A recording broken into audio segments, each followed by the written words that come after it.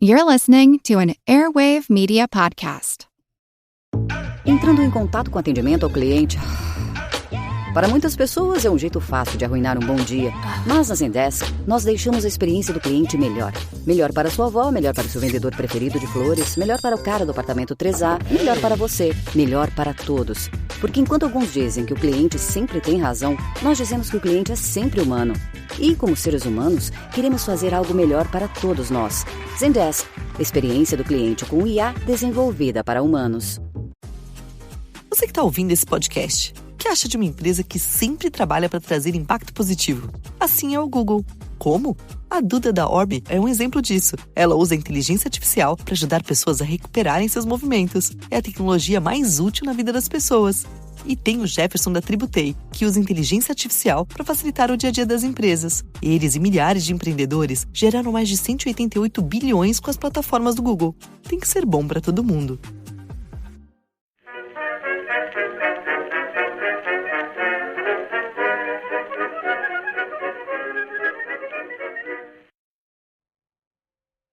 Hello, everyone, and welcome to another History of the Great War interview. Today, I'm joined by Patricia Cecil, the Specialist Curator of Faith, Religion, and World War I at the National World War I Museum and Memorial in Kansas City, Missouri. We're here today to talk about a new exhibit at the museum called Sacred Service, which opened earlier this year. Patricia, how's it going? Hi, Wesley. It's going great. Thanks so much for having me this morning. Excellent. So let's just jump right in here. So the new Sacred Service exhibit is open now at the museum. What is this exhibit and sort of why was it brought together? Sure. So Sacred Service is an exhibition in our Wiley Gallery, which is our rotating temporary gallery space at the National World War I Museum and Memorial. And it looks at the experiences of chaplains in World War I. So who are chaplains? What did they do? What services did they provide to service members?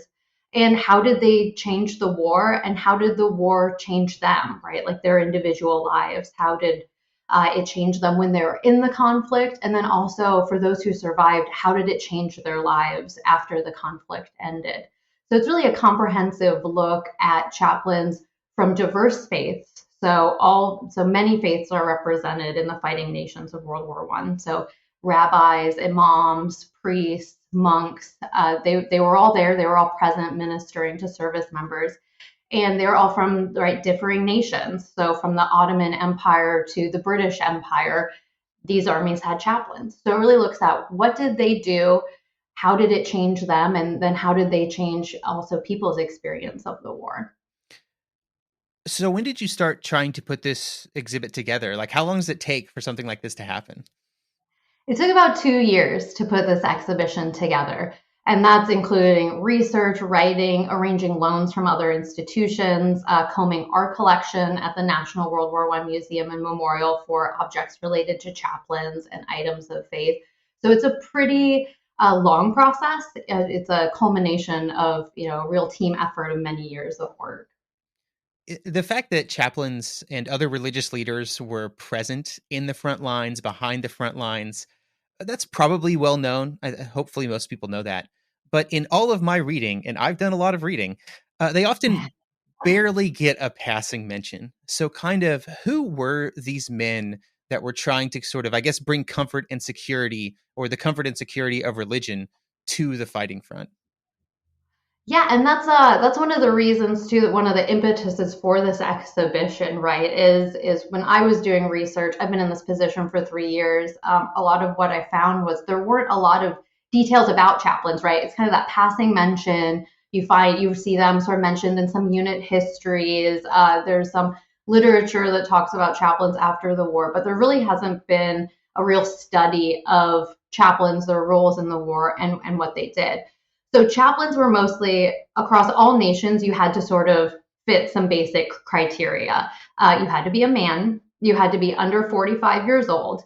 You had to have a secondary education, so some college, if not a complete college degree. And you also had to have some seminary training, so training within your particular faith. And then you also had to have evidence of pastoral experience. So, you've ministered to people before. And those are sort of the basic requirements of chaplains. Beyond that, there are multiple faiths, people from all different backgrounds, because it really was sort of a self-selection. A lot of these men chose to enlist. They wanted to be chaplains. They felt a call to minister to men who were going over there, either because they didn't know why they were going over there, or because they wanted to be there to provide spiritual support in this really chaotic and horrific situation. So is there like a department of chaplains that was like training these men to do these things? Yeah, so that's one of the fascinating things about World War I is it really is the birth of the American chaplaincy. So there were chaplains in the Civil War, there were chaplains in the Spanish-American War, but it was kind of this loose affiliation of chaplains. They were in a unit, it wasn't, or may here or there, they would travel between units. There wasn't a really specific structure. But in World War I, with sort of the professionalization of the American Army, the growth of the American Army, we get the military chaplaincy, we get the Army Chaplain Corps. And that starts to bring in those sort of processes and procedures, the norms for what a chaplain is going to do. Because as we talk about in the exhibition, a lot of these guys, although they had like a lot of passion for what they were going to do, when they got there weren't a lot of rules for their job.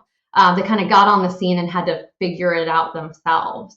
And that's one reason that General Pershing put Bishop Charles Brent, who was an Episcopalian bishop, he put him in charge of sort of forming the U.S. chaplaincy. And that influenced the chaplaincy, up until the modern day. That is why we have a diverse faith chaplaincy, an ecumenical chaplaincy, an interfaith chaplaincy in the United States, because it was one of the cornerstones of Brent's purpose, or his idea of the chaplaincy, that it would be a multi-faith chaplaincy, right? Leading up to this point in time, most chaplains in the U.S. were Protestant, because that was the dominant religion at the time, Christian Protestant. It was the dominant religion in the U.S. at the time, just because of demographics. But as we saw in the sort of decades leading up to World War I, there was a huge influx of immigration from people from Ireland, from Italy, from Eastern Europe.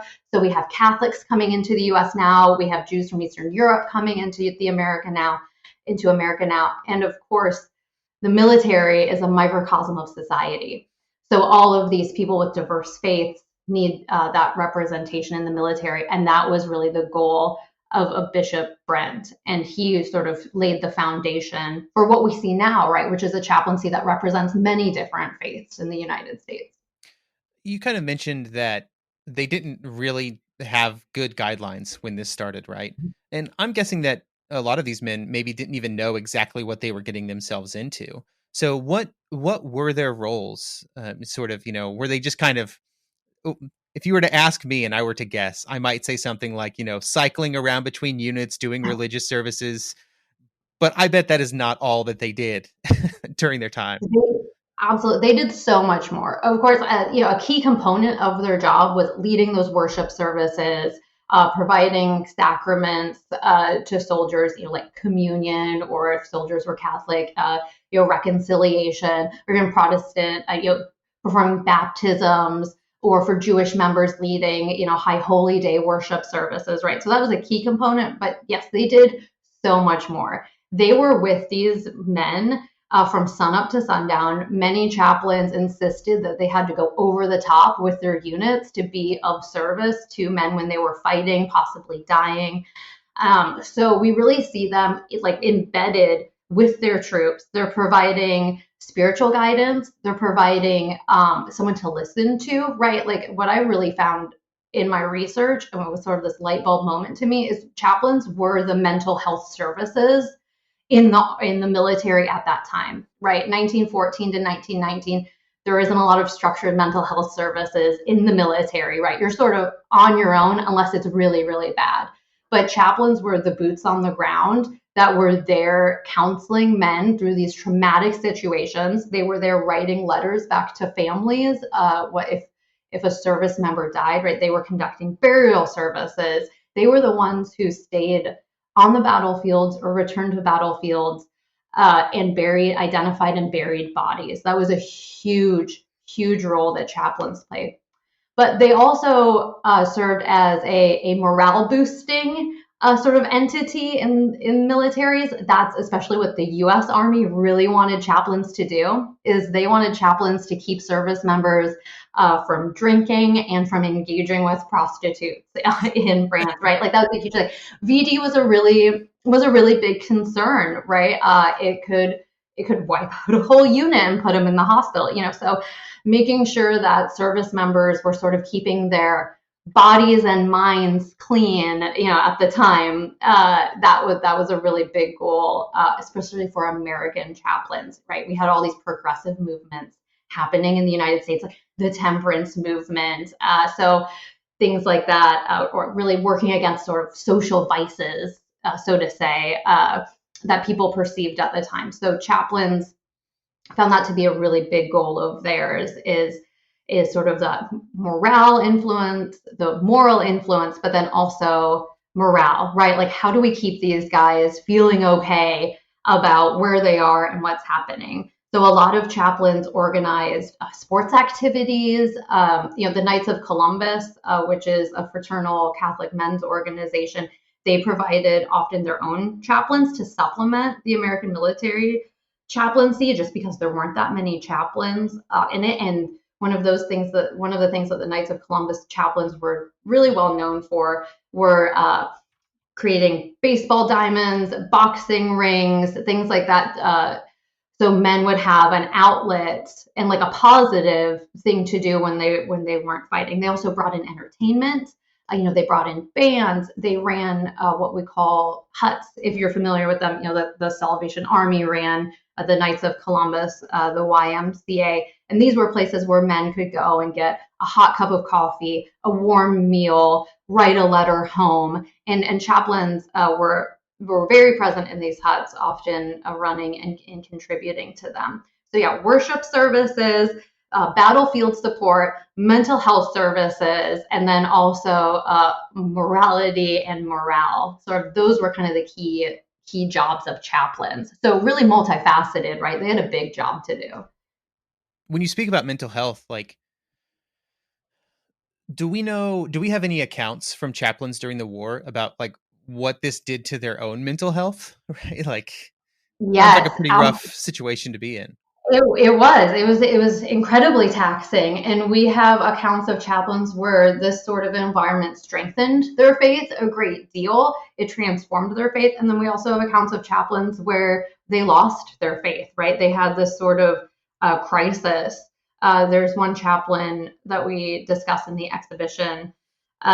His name is Edward Montmorency Gulliford. He was a British Anglican chaplain, and he was with the Ox and Bucks, their UK regiment, and they would have casualties of up to 250 men, right, at a time.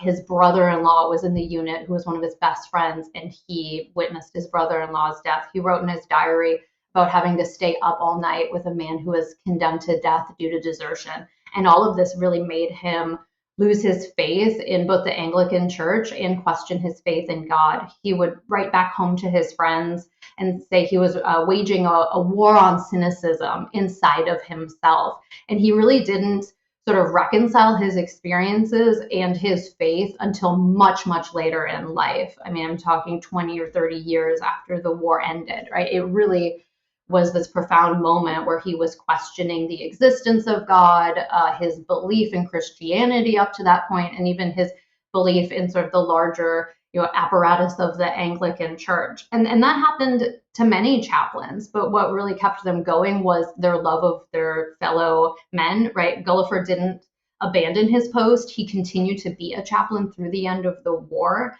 but he really sort of was waging this inner battle with himself. And I just think the horrors of war, the chaos of war, that caused a lot of people to despair, and chaplains weren't immune from that.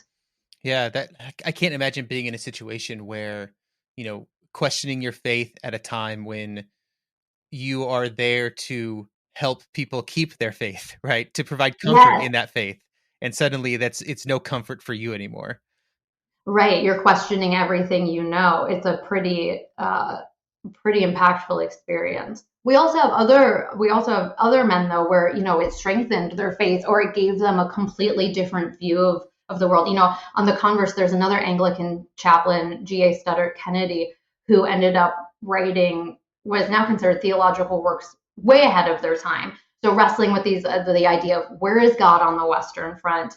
Well, he's a suffering God. It's not God the Almighty. It is God watching his children kill each other, right? And that's what he walked away with, and it really transformed his life. He became really into social justice causes. When he came back from England, he became a speaker for the Industrial Christian Fellowship, which spoke about the rights of the working poor. He had this quote that's like, I'm going to paraphrase here, but it's a war is really no more crude and brutal than a slum. Just we've all realized the horrors of war while it's taken God centuries for us to realize the cruelty of living in a slum, right? So it's sort of people had these great revelations. Many chaplains did while they were fighting.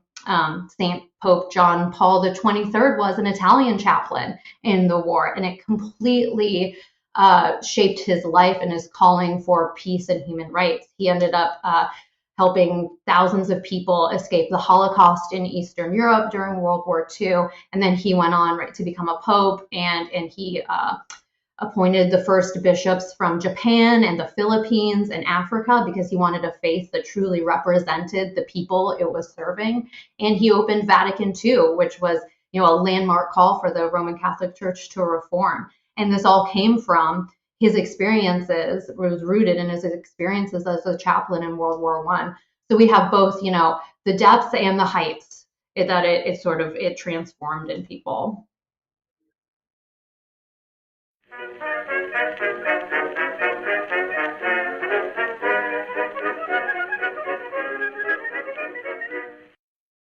Hi, everyone. This is Scott. If you want to learn about the world's oldest civilizations, find out how they were rediscovered, follow the story of Mark Antony and Cleopatra's descendants over 10 generations, or take a deep dive into the Iron Age or the Hellenistic era, then check out the Ancient World podcast. Available on all podcasting platforms, or go to ancientworldpodcast.com. That's the Ancient World podcast.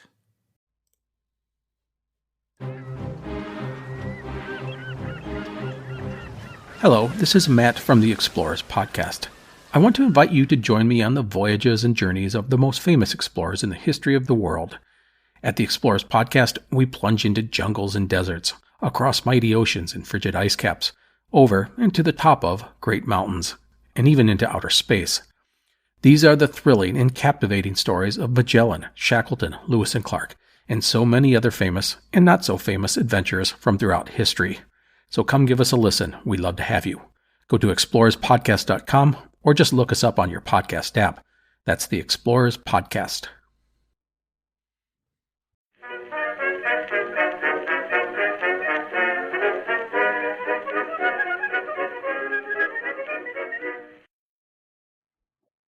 The First World War is a time when militaries were growing to sizes that nobody thought could happen, right? So with these chaplains, do we have any idea of how many chaplains that there were in these various militaries?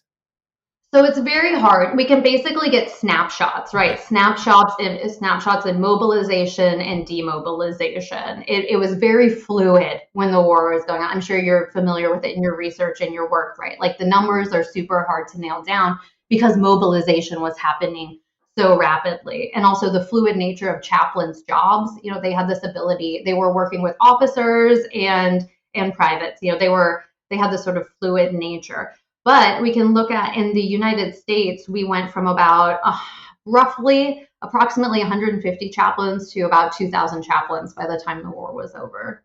That doesn't seem like a lot. I'll be honest with you. It's not. This is not a big group of guys, right? Which is why it's also a really interesting study because they weren't a really large bunch. So the stories that we can tell are really rooted in individual experiences.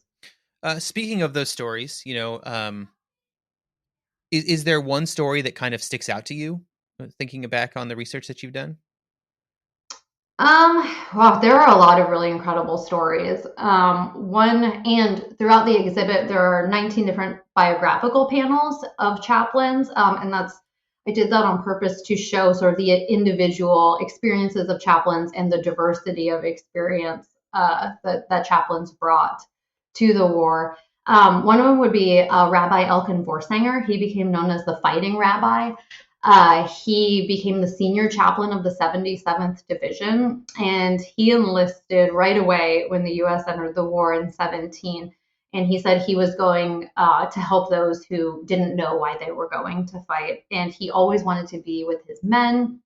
That's why he became known as the Fighting Rabbi. And he was actually he was the first American rabbi appointed to the chaplaincy in World War I.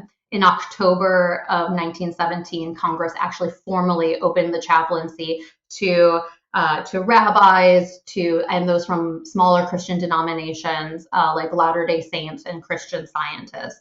So he has a really unique story. And then he went on to, be a really strong voice in the rights of refugees and helping refugees in Eastern Europe.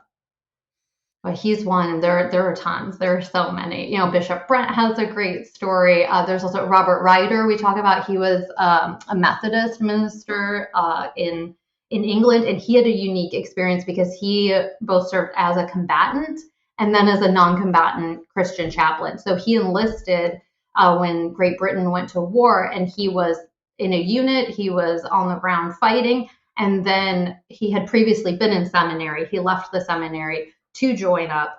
And then his superiors, right, because there was this need for chaplains, his superiors found out that he had seminary training.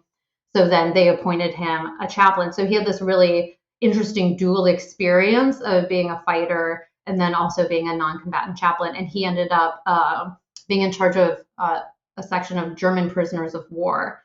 And he worked with a German prisoner of war to write his sermons. He advocated that German prisoners of war should have the same rights of worship as the British soldiers. His superiors said, well, they can't come and worship in the same service. We can't have POWs fraternizing with our regular military.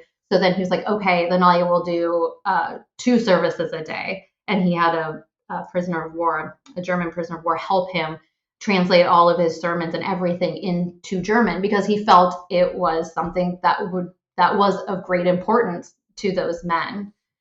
So we have really extraordinary people, right, doing courageous things here and really showing a great understanding of humanity and spiritual needs and compassion.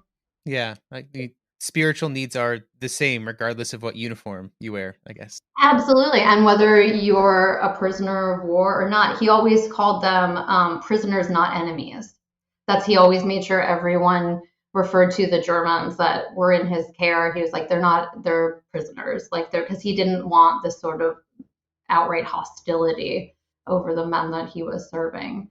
That's a really there's so many fascinating stories, because a lot of these men were really, they were ordinary men by all accounts, but they stepped up and did these sort of extraordinary acts within the war. You mentioned there being so many stories. One of the questions I always ask museum curators or anybody who's helped to sort of make exhibits at a museum is that museums like the National World War I Museum and Memorial in Kansas City have a tremendous number of artifacts, right? And you have access to a worldwide network of more artifacts if you need to. But there's only so many that you can put in an exhibit. So are there any artifacts or stories that stick out that were particularly impactful or interesting, but couldn't find a space in the exhibit? Well, I really tried to fit everything into the exhibit. There's actually about 258 items in the exhibit in total. And those are things from our wonderful collection and then also that have come to us from loans, either domestic loans or international loans. But one thing came in, I had something come in after the exhibit opened. And so I couldn't, at that point, the exhibit's up, we can't do anything about it. But it was a naval chaplain's kit. So if you're familiar with chaplain's kits, I don't know if you are, but in World War I, most of them look like, so So their purpose is to bring items for communion and worship on the battlefield. So they're right there. And most chaplains kits look just sort of like a suitcase or a briefcase. And then you open them up, and then there are lots of little compartments for the sacred items and for the items to celebrate communion. But so this came in, and it was a naval officer, a naval chaplain's communion kit. So he wasn't running around on a battle, he was on a ship. So it's a huge trunk, which is amazing. It's like almost you think of like a steamer trunk, it's that size. And it has, because he's serving everyone on a ship. So 5 different communion trays, all these linens, all these wonderful things. And that came in because someone, I think, heard about the exhibit, and they donated it to the museum and memorial. But that was something I wasn't able to put on exhibition just because it came in afterwards. But I'm really looking forward to hopefully finding a place for either in our open storage or somewhere where we can feature it so people can see it, because it really is a singular piece. It's kind of amazing. I've never really thought about the impact that when you do exhibits that sort of touch on subjects that aren't often shown at museums, like Sacred Service, the impact that could have on people donating history to the museum, because I know that donations to the museum are a huge part of how the museum acquires items. Absolutely. So I never thought of the impact that could have.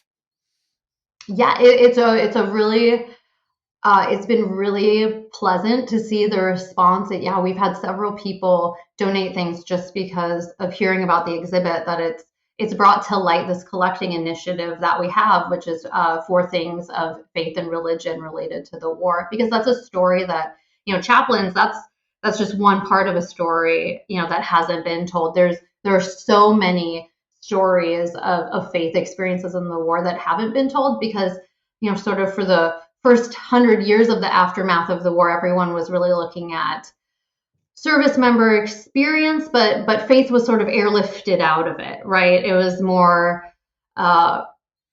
battle and tactics, and then also sort of social changes, but there weren't aspects of faith and religion. I guess on the really flip side of really artifacts that you wanted to have in the exhibit couldn't, is there a specific artifact that really comes to mind that is particularly interesting or has a really unique story behind it? World War I Museum and Memorial is those objects of faith and spiritual importance.